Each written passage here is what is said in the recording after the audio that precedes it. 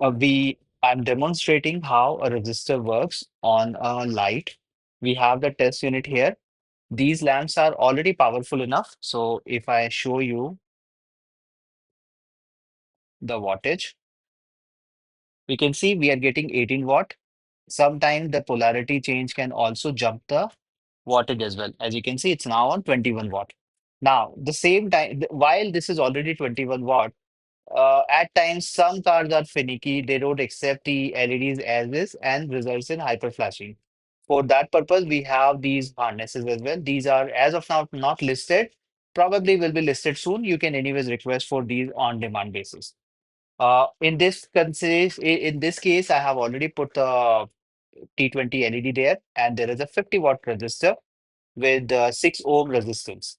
Now, I'll show you how it works when I don't connect any power at all. So you will notice that this will show some jump in wattage consumption, right? So we are already consuming 26 watt, which is pure consumption of this resistor. Disconnecting it as this gets hot.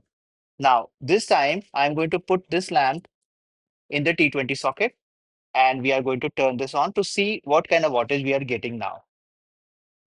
Right. So if you remember earlier, it was just 21 watts. Now it's around 45 watts.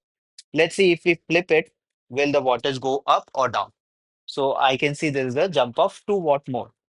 We can switch for 25 watt or 50 watt depending on the users, but generally going with 50 watt is safe as this doubles the consumption and also keeps the light stable as well as without fluctuations.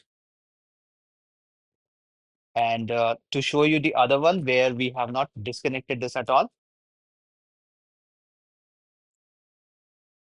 Again, on this case, we are getting around 43 watts, which is healthy amount of wattage. And if I flip it, it's again going to 47 watts. So I hope this video helped you to understand how a resistor works in car and what's the main requirement and why you should put a resistor if you are facing hyper flashing in the indicators or you are getting canvas error on your cluster.